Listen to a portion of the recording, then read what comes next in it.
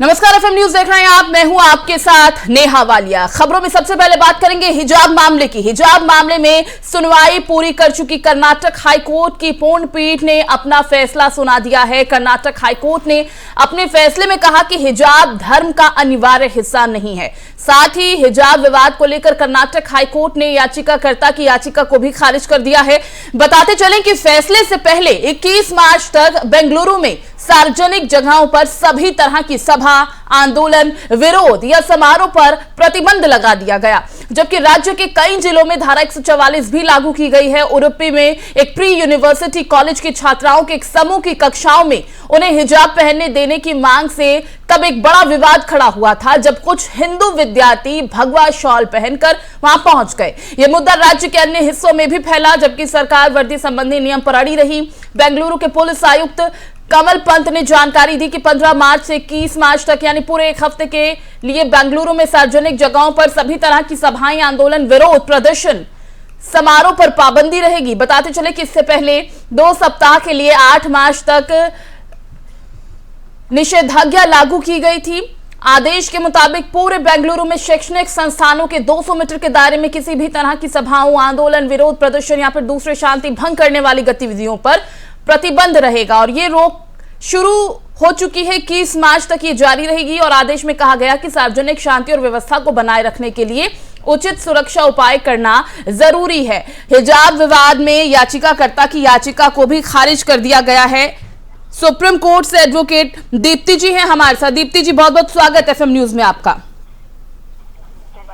दीप्ति जी, ये पूरा हिजाब विवाद का मामला जिस तरह से मुखर हुआ, जिस तरह से देश भर के अन्य अलग अलग हिस्सों में हमने देखा कि किस तरह से हिजाब विवाद को लेकर लोगों ने अपनी आवाज उठाई। कोई इसके पक्ष में था, कोई पक्ष में नहीं था, लेकिन सभी का कहना था कि इस पूरे मामले के चलते अगर किसी का नुकसान है तो वो है छात्रों का। अभी जिस तरह से ये फैसला आया है, इसे कैसे देखें? जी देखिए, इसमें 3 जजेस के बेंचेस फैसले 3 जजेस के जिनके पास बहुत ज्यादा जानकारी है अपने मजहब को लेकर, और ये फैसला आया है तो इसको एक तरह से कहिए कि पूरी तरह से समीक्षा की गई है इसमें, क्योंकि पहले ही राज्य सरकार ने कह दिया था कि हिजाब पहनना जरूरी नहीं, और जब अब आदेश कोर्ट से आ गया, हाई कोर्ट से, तो इसको इस तरीके से देखना चाहिए कि क्या मजहबी जामा पहनाया जा रहा है स्कूल कॉलेजेस में भी। अगर हमें स्कूल और कॉलेज के पढ़ाई और शिक्षा को बिल्कुल निर्विवाद रूप से चलाना है या इसमें किसी तरीके का पॉलिटिक्स नहीं करना है, तो जो यूनिफॉर्म्स हैं, जिसपे कि अभी हाईकोर्ट के ऑर्डर आए हैं कि जो यूनिफॉर्म है वो उसके ऊपर सारे स्कूल और कॉलेजेस को अपने यूनिफॉर्म तय करने की आजादी है। अगर हम लोग ध्यान से देखें, जिन बिंदुओं पे बात हुई है हाईकोर्ट की, उन्होंने साफ तौर पे कहा है कि हर एक स्कूल को अपनी भी आजादी है, स्कूल और कॉलेजेस को अपने यूनिफॉर्म सेलेक्ट करने की। अगर कोई स्कूल या कॉलेज कहता है कि हमारे यहाँ इस तरीके के वेशभूषा में आना अलाउड नहीं है, तो नहीं है, बात यहाँ पे खत्म होती है। और यही सारे बिंदुओं पे विचार करने के बाद 3 बेंच के जो जजेस हैं वो इस नतीजे पे पहुंचे कि जिस तरीके से स्कूल ने कहा है कि आप ये यूनिफॉर्म के अंदर नहीं आता और आप नहीं पहनेंगे, और यही कहकर फाइनली इन्होंने इनका जो याचिका है स्टूडेंट्स का खारिज किया। तो दीप्ति जी, यानी ये तो अब साफ हो गया है कि हर स्कूल कॉलेज को ये तय करने की आजादी होगी कि उनका एक निश्चित जो ड्रेस कोड है, जो यूनिफॉर्म है, वो होना चाहिए, और कोई भी अब स्टूडेंट जो है इस फैसले के बाद यूनिफॉर्म को पहनने से या उसे लागू करने से मना यानी इनकार नहीं कर सकता। बिल्कुल नहीं। देखिए, हम लोगों का ये पहले से ही है, जब भी किसी स्कूल या कॉलेज में हम एडमिशन लेते हैं, एडमिशन फॉर्म के अंदर डिक्लेरेशंस होते हैं कि स्कूल के आप रूल एंड रेगुलेशंस को अबाइड करेंगे, आप जो भी कंप्लायंसेस है वो पूरा करेंगे, आप अपनी तरीके से वहाँ एड ऑन नहीं कर सकते। अगर हमारे स्कूल के अंदर अगर जो हमारा जो प्रेयर होते हैं या जो असेंबली होती है, अगर 9 बजे है तो 9 बजे है, आप 10 बजे नहीं कर सकते। तो स्टूडेंट को जब वैसी आजादी नहीं है और हर एक चीज के लिए डेकोरम है, पहले से ही लिखा हुआ है, और आपने उस पर अपनी रजामंदी दी है, तो सबसे पहली बार जब एडमिशन फॉर्म में आपने अपनी रजामंदी आपने एक्नॉलेज किया है, आपने डिक्लेरेशन साइन किया है, तो उसके बाद ये विवाद होना भी नहीं चाहिए। और बहुत हद तक हाईकोर्ट का जो फैसला है बहुत ही ज्यादा, आप देखिए कि टेक्निकली बहुत सही लग रहा है कि आपने जब एडमिशन लिया था तब तो आपने हाँ किया था कि आप इससे जो भी यूनिफॉर्म है या जो भी टाइम टेबल है आप उसके अकॉर्डिंग हो गए, फिर अननेसेसरली ये याचिका क्यों? जी जी। और दीप्ति जी, मुझे लगता है कि अब जब कोर्ट का वर्डिक्ट सामने आ गया है तो सभी को इस बात को बहुत अच्छे से समझ जाना चाहिए कि जिस तरह से हिजाब को लेकर या भगवा को लेकर जिस तरह से ये पूरा माहौल बिगाड़ने की कोशिश की गई, धार्मिक रंग इसे देने की कोशिश की गई, हमें ये समझना होगा कि अभी बच्चों का कंसंट्रेशन सिर्फ पढ़ाई और शिक्षा पर होना चाहिए। जिस देश के विकास की हम बात करते हैं उसकी नींव तभी मजबूत होगी जब हमारे देश के बच्चे शिक्षित होंगे। बिल्कुल बिल्कुल, देखिए बच्चों को राजनीति का पार्ट नहीं बनाना चाहिए और ना ही एक मजहब की लड़ाई स्कूल और कॉलेजेस के प्रेमाइसेस के अंदर होना चाहिए। ये बहुत ही भद्दा सा लग रहा है कि हम किस ओर जा रहे हैं। बच्चे को जिनको की पता है कि स्कूल में शिक्षा लेने आ रहे हैं, आप यहाँ पे पॉलिटिक्स का पार्ट बन रहे हैं और वो भी डर्टी पॉलिटिक्स का। तो इनसे भी बचाने की जिम्मेदारी स्कूल कॉलेजेस की है और फाइनली इस पे हाईकोर्ट ने अपनी मोहर लगा दी है कि इस तरीके। अब मुझे ये लग रहा है कि देखिए यहाँ पे ये रुकेंगे नहीं, ये जरूर सुप्रीम कोर्ट तक जाएंगे क्योंकि ये कॉन्स्टिट्यूशनल राइट की लड़ाई लड़ रहे हैं और क्योंकि ये फोरम है और सुप्रीम कोर्ट ने कहा था आप सीधे नहीं आएंगे, हाईकोर्ट का जब तक बिल्कुल दीप्ति जी, क्योंकि ये तर्क भी दिया गया है कि हिजाब संविधान के द्वारा दी गई धार्मिक स्वतंत्रता के तहत आता है, ये तर्क दिया गया है स्टूडेंट्स की तरफ से। धार्मिक स्वतंत्रता, लेकिन स्कूल की शिक्षा की स्वतंत्रता, शिक्षा के जो प्रेमाइसेस है, शिक्षालय में आप पहन सकते हैं कि नहीं, ये बहुत बड़ा विवाद है। और अभी इसे मैंने पहले भी कहा था कि शायद इसमें लंबा समय लगेगा इस निर्णय तक पहुंचने पे कि ये धार्मिक चीज को, धार्मिक वस्त्र को आप किस तरीके से स्कूल और कॉलेजेस में इम्प्लांट करेंगे, फिर इसमें किस तरीके से सुप्रीम कोर्ट का अपना क्या नजरिया होगा। अभी तो 3 बेंच के जजेस ने अभी ये फैसला सुनाया है। मे भी अगर ये कॉन्स्टिट्यूशनल राइट्स की लड़ाई होगी तो 5 जजेस के बेंच बैठेंगे सुप्रीम कोर्ट में और इसके ऊपर फिर फैसला होगा और ये लंबी लड़ाई होगी। जी जी, फिलहाल मजहबी जामा नहीं होना चाहिए स्कूल कॉलेजेस के अंदर, ये तो सुप्रीम कोर्ट ने, हाई कोर्ट ने साफ तौर पे कह दिया। जी दीप्ति जी, जी दीप्ति जी, बहुत बहुत शुक्रिया आपका हमारे साथ जुड़ने के लिए। तो आपको बता दें कि कर्नाटक हाईकोर्ट की तरफ से अपना वर्डिक्ट सुना दिया गया है हिजाब विवाद को लेकर। आपको बता दें कि स्टूडेंट्स ने तर्क दिया था कि हिजाब संविधान के द्वारा दी गई धार्मिक स्वतंत्रता के तहत आता है। अब ऐसे में कोई कॉलेज इस संबंध में प्रतिबंध को लेकर कोई फैसला नहीं दे सकता। वही कर्नाटक सरकार ने मामले में कोर्ट से कहा है कि सिर्फ संस्थागत अनुशासन से संबंधित लगाए गए प्रतिबंधों के अलावा देश में हिजाब पर कोई प्रतिबंध नहीं है।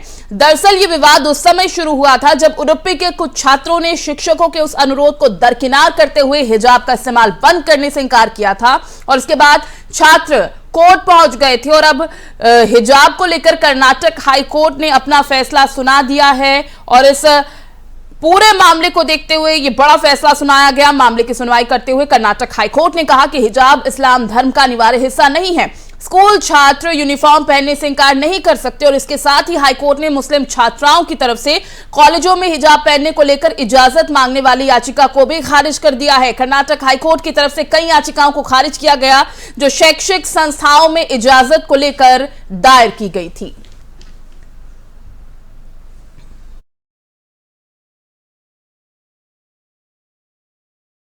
बढ़ते आगे, जम्मू कश्मीर के अवंतीपोरा जिले के 400 इलाके में मंगलवार सुबह सुरक्षा बलों और आतंकियों के बीच मुठभेड़ चल रही है। खबर मिलने तक मुठभेड़ में सुरक्षा बलों ने एक आतंकी को मार भी गिराया। जम्मू कश्मीर पुलिस ने बताया कि एनकाउंटर अवंतीपोरा जिले के 400 इलाके में चल रहा है। एनकाउंटर में एक आतंकी को सुरक्षा कर्मियों ने मार गिराया है। सुरक्षा कर्मियों को इस बात की जानकारी मिली थी कि इलाके में आतंकी छिपे हैं, जिसके बाद इनपुट के आधार पर सुरक्षा कर्मियों ने पूरे इलाके को घेर लिया। इस दौरान आतंकियों ने सुरक्षा कर्मियों पर फायरिंग कर दी और एनकाउंटर शुरू हो गया।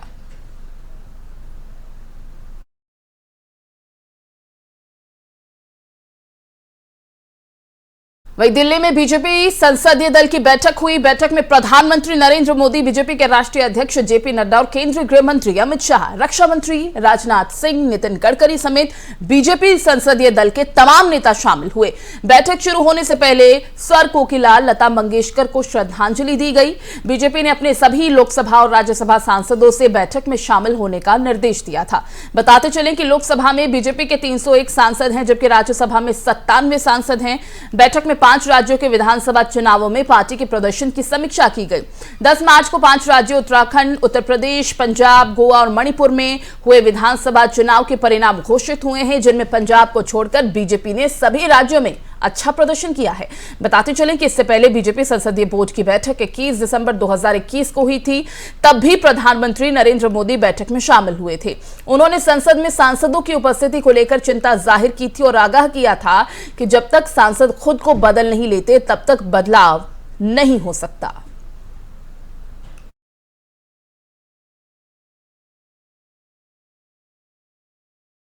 और पड़ोसी देश पाकिस्तान में गलती से फायर हुई मिसाइल की घटना पर रक्षा मंत्री राजनाथ सिंह आज संसद के दोनों सदनों में बयान देंगे। इससे पहले भारत सरकार ने शुक्रवार को कहा था कि 2 दिन पहले गलती से एक मिसाइल चल गई थी जो पाकिस्तान में गिरी और ये एक खेदजनक घटना नियमित रखरखाव के दौरान एक तकनीकी खराबी के कारण हुई थी। रक्षा मंत्रालय ने कहा है कि सरकार के इस घटना को गंभीरता से लिया है और इसमें कोर्ट ऑफ इंक्वायरी का भी आदेश दिया गया है। उससे एक दिन पहले पाकिस्तान ने कहा था कि भारत से छोड़ी गई एक हाई स्पीड प्रोजेक्टाइल उसके हवाई क्षेत्र में प्रवेश कर गई और पंजाब प्रांत के खानेवाल जिले में मियां चन्नू के पास गिरी। बताते चलें कि 9 मार्च की शाम 6:43 के करीब तकनीकी खामी के चलते एक सुपरसोनिक मिसाइल पाकिस्तान की ओर फायर की गई। खबर है कि महज 3 मिनट में भारत से पाकिस्तान पहुंच गई और पाकिस्तान के मियां चन्नू इलाके में जा गिरी। मिसाइल में हथियार नहीं थे और इस कारण बड़ा हादसा होते होते रह गया। वहीं घटना को लेकर रक्षा मंत्रालय ने अपने बयान में कहा था कि रूटीन मेंटेनेंस के दौरान तकनीकी खामी के कारण मिसाइल फायर हो गई थी। इसके बाद सरकार ने कोर्ट ऑफ इंक्वायरी के आदेश भी दिए हैं। रक्षा मंत्रालय ने कहा कि पाकिस्तानी क्षेत्र में मिसाइल के गिरने की घटना बहुत खेदजनक है। हालांकि मंत्रालय ने यह भी कहा कि राहत की बात यह है कि हादसे में किसी के जान माल की कोई हानि नहीं हुई।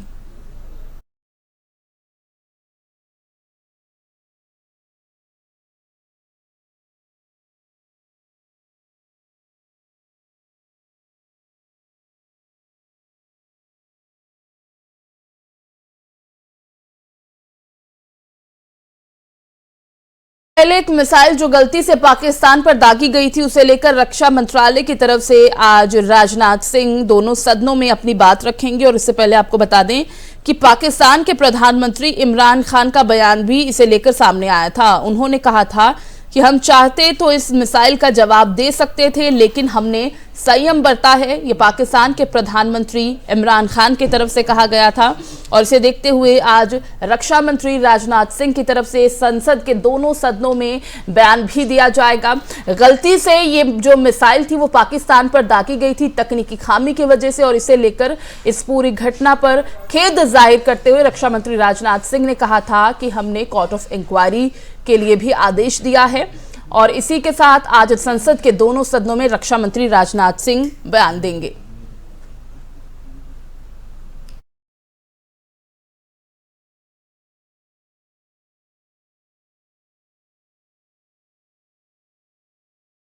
तो भारत की तरफ से गलती से फायर हुई मिसाइल को लेकर पाकिस्तान, अमेरिका और चीन की तरफ से भी प्रतिक्रिया आई है। चीन ने इस घटना पर अपनी प्रतिक्रिया जाहिर करते हुए कहा कि भारत और पाकिस्तान इस मसले पर बातचीत करें। वहीं अमेरिका ने घटना को लेकर कहा कि भारत की तरफ से पाकिस्तान में मिसाइल फायर हो जाना महज एक दुर्घटना है। इस बात के कोई संकेत नहीं कि दुर्घटना के सिवा कुछ और था, क्योंकि आपने हमारे भारतीय भागीदारों से भी सुना कि दुर्घटना के अलावा कुछ और नहीं थी। वहीं इस घटना को लेकर पाकिस्तान के प्रधानमंत्री इमरान खान ने भारत को गीदड़ भभकी भी दी है। पीएम इमरान खान ने कहा कि पाकिस्तान अपने पंजाब प्रांत में भारतीय मिसाइल के गिरने पर भारत को जवाब दे सकता था लेकिन इसने संयम दिखाया है। विनोद दत्ता साहब रक्षा विशेषज्ञ हैं, हमारे साथ जुड़ गए हैं। बहुत बहुत स्वागत विनोद जी आपका एफएम न्यूज में।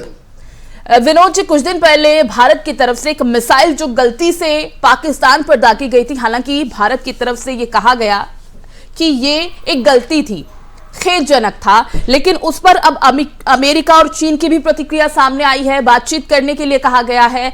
लेकिन दूसरी तरफ अगर हम पाकिस्तान की बात करें, जहां एक तरफ हमारी तरफ से यानी भारत की तरफ से ये बात कह दी गई कि ये एक मात्र तकनीकी खराबी की वजह से हुआ, वहीं पाकिस्तान के प्रधानमंत्री इमरान खान कहते हैं कि हम इसका जवाब दे सकते थे लेकिन हमने संयम बरता। कैसे आप देखते हैं इसे? देखिए, ये खैर भारत की एक बहुत बड़ी गलती है और ये जो स्टैंडर्ड ऑपरेटिंग प्रोसीजर्स हैं एयरफोर्स के, उनमें एक बहुत बड़ा लैप्स है। और इस बात की मैं तारीफ करूंगा पाकिस्तान के जो प्राइम मिनिस्टर हैं इमरान खान साहब के, उन्होंने संयम बरता है, क्योंकि जिस तरह के जियो स्ट्रेटेजिक उथल पुथल पूरे विश्व में हो रखी है, वो एक इस तरह की कोई लड़ाई या इस तरह का कोई रिटेलिएटरी एक्शन में तब्दील हो सकती थी। लेकिन भारत ने भी अपनी गलती को स्वीकारा है और भारत ने एक बड़ी high level court of inquiry का आदेश दिया है जो इसमें इन्वेस्टिगेशन कर रही है। और क्योंकि देखिए, दोनों देशों के बीच में जो मिलिट्री ऑपरेशन, जो डायरेक्टर जनरल मिलिट्री ऑपरेशंस होते हैं, वो हॉटलाइन से कनेक्टेड होते हैं। और वो एकदम जैसे ही ये एक्सीडेंटल रिलीज हुआ मिसाइल का, तो एकदम हॉटलाइन से इंडिया ने पाकिस्तान के जो military director general military operations है उनको बताया कि ये गलती से ये मिसाइल फायर हुआ है और हम इसके लिए काफी माफी मांगते हैं और एकदम ही इंक्वायरी का ऑर्डर दे दिया गया।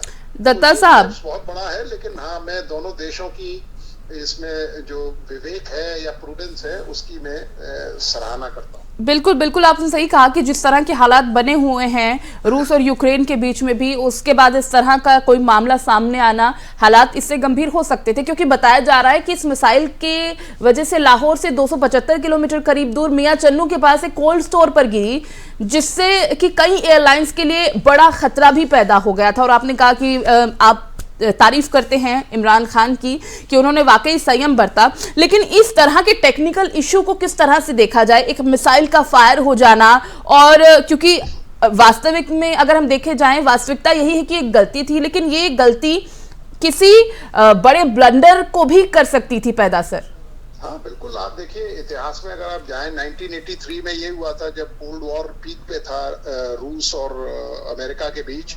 तो 1983 में रशियन जो डिफेंस सिस्टम था उन्होंने डिटेक्ट किया था कि एक न्यूक्लियर मिसाइल अमेरिका से ने दाग दी है, लेकिन एक मेजर साहब थे रशियन आर्मी के, उन्होंने इस बात को स्वीकार किया कि ये जो रशियन डिफेंस सिस्टम है उसमें किसी तकनीकी खराबी से ये इनपुट उस रडार ने उठाया है।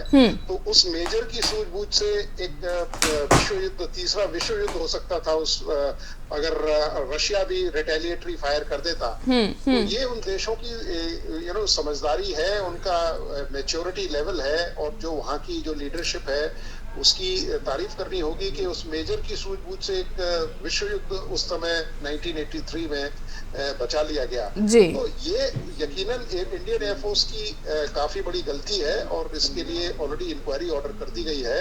और जो सारे हालांकि उसमें वॉरहेड नहीं था, तो क्योंकि फिर भी जैसा आपने कहा कि कई हवाई जहाज निकलते हैं, एयर स्पेस को वो ट्रेवर्स करते हुए लैंड की है। खुदा ना खास्ता कोई अगर कोई सवारी जहाज या कोई एयरलाइंस का कोई एयरक्राफ्ट हिट हो जाता तो काफी जानों का नुकसान हो सकता था। जी दत्ता साहब, बहुत बहुत शुक्रिया आपका हमारे साथ जुड़ने के लिए। तो भारत पाक के इस मसले पर अब अमेरिका और चीन की भी प्रतिक्रिया सामने आई है, बातचीत करने के लिए कहा गया है, क्योंकि गलती से ये जो मिसाइल दागी गई उस पर अब अमेरिका और चीन की तरफ से प्रतिक्रिया आई है। इससे पहले आपको बता दें कि आज रक्षा मंत्री राजनाथ सिंह की तरफ से भी दोनों सदनों में इसे लेकर बयान दिया जाएगा।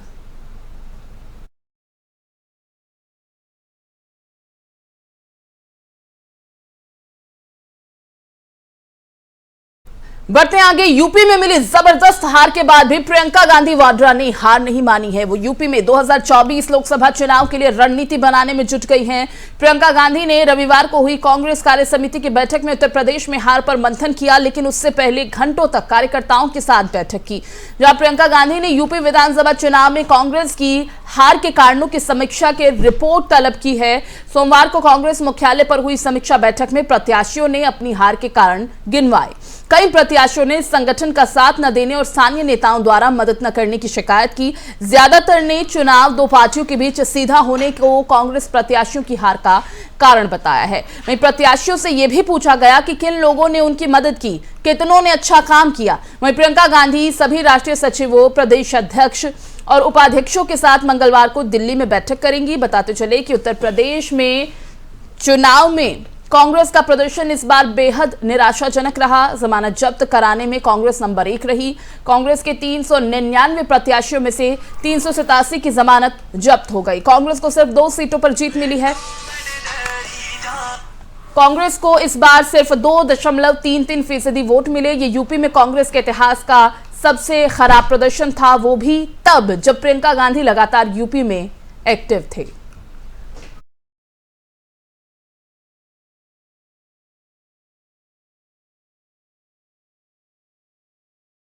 पंजाब में अगर हम बात करें और इसी के साथ बाकी 4 राज्यों की बात करें जहां पर विधानसभा चुनाव संपन्न हुए, तो 5 राज्यों के विधानसभा चुनावों में करारी शिकस्त के बाद कांग्रेस के वरिष्ठ नेता कपिल सिब्बल का बड़ा बयान सामने आया है। उन्होंने गांधी परिवार को कांग्रेस नेतृत्व छोड़ने को कहा है। साथ ही उन्होंने कहा कि अब वक्त आ गया है जब कांग्रेस की कमान किसी दूसरे नेता को सौंपी जाए।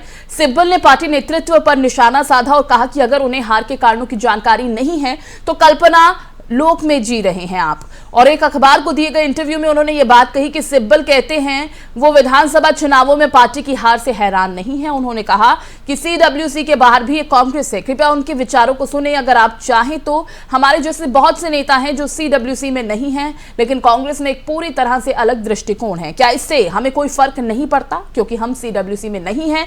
देश भर में बहुत सारे कांग्रेसी हैं, केरल से, असम से, जम्मू कश्मीर से, महाराष्ट्र से, उत्तर प्रदेश से, गुजरात से, जो उस दृष्टिकोण को नहीं रखते। बताते चले कि 5 राज्यों में हुए चुनाव में कांग्रेस का प्रदर्शन बेहद निराशाजनक रहा।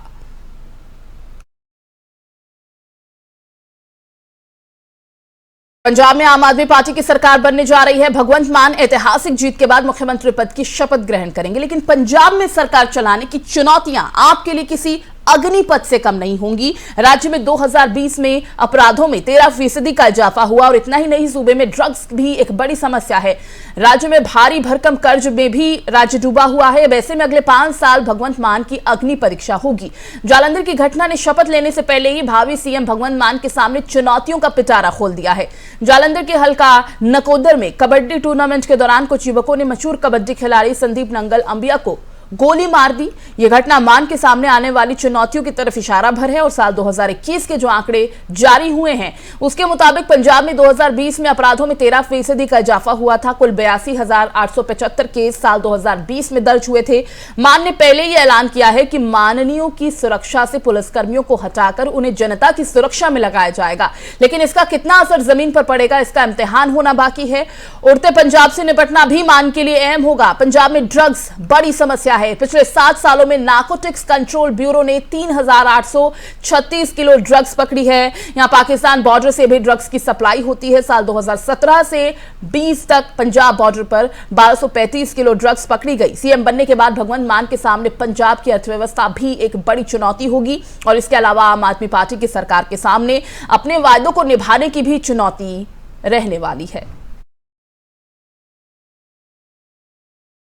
और सहारा इंडिया की योजनाओं में निवेशित लाखों निवेशकों को उनका पैसा अब तक नहीं मिल पाया है। सरकार ने संसद में बताया कि सेबी अब तक 138.07 करोड़ रुपए ही सहारा इंडिया के निवेशकों को वापस कर पाया है। संसद में पूछे गए सवाल के जवाब में वित्त राज्य मंत्री पंकज चौधरी ने बताया कि सहारा इंडिया ने अपनी स्कीमों Sahara India real estate corporation limited ने 232.85 लाख निवेशकों से करीब 19,400.87 करोड़ रुपए और सहारा हाउसिंग इन्वेस्टमेंट कॉर्पोरेशन लिमिटेड ने 75.14 लाख निवेशकों से करीब 6,380.50 करोड़ रुपए जुटाए। सुप्रीम कोर्ट के आदेशों के मुताबिक SIRECL और SHICL ने निवेशकों से जुटाई गई 25,781.37 करोड़ की मूल राशि के मुकाबले 31 दिसंबर 2021 तक सेबी सहारा रिफंड खाते में 15,503.69 करोड़ रुपए जमा किए हैं। वित्त राज्य मंत्री ने कहा कि सेबी को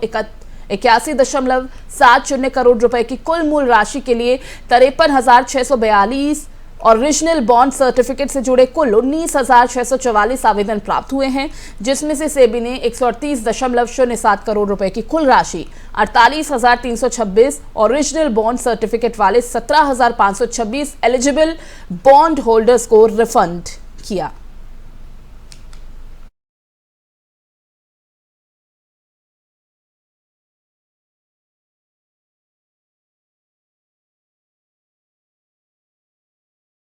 बढ़ते आगे, एशियाई शेयर बाजारों में शानदार तेजी के चलते भारतीय शेयर बाजार तेजी के साथ खुले। मुंबई स्टॉक एक्सचेंज का सूचकांक सेंसेक्स 177 अंकों की तेजी के साथ 56,603 खुला है, तो निफ्टी में 29 अंकों की तेजी के साथ 16,900 पर कारोबार की शुरुआत हुई। शेयर बाजार में banking, auto, IT, pharma, real estate जैसे सेक्टर्स के शेयर में शानदार तेजी देखी जा रही है। स्मॉल कैप, मिड कैप के शेयर्स में शानदार खरीदारी देखी जा रही है। सिर्फ मेटल्स, एनर्जी, कमोडिटी ऐसा सेक्टर है जिसमें बेकाबली देखी जा रही है। सेंसेक्स के 30 स्टॉक में 24 हरे निशान में ट्रेंड कर रहे हैं, जबकि 6 लाल निशान में कारोबार कर रहे हैं। वहीं निफ्टी के 50 शेयर में 37 शेयर हरे निशान में कारोबार कर रहे हैं, जबकि 13 शेयर लाल निशान में ट्रेड कर रहे हैं। बाजार में चढ़ने वाले शेयर्स पर नजर डालें तो axis bank 0.98%, SBI 0.74%, Maruti 1.39%, Asian paints 2.11%, ICICI 0.96% की तेजी के साथ कारोबार कर रहे हैं। टाटा स्टील 1.21%, कोटक महिंद्रा 0.51%, टेक महिंद्रा 0.12% और इन्फोसिस 0.33% की गिरावट के साथ कारोबार कर रहा है।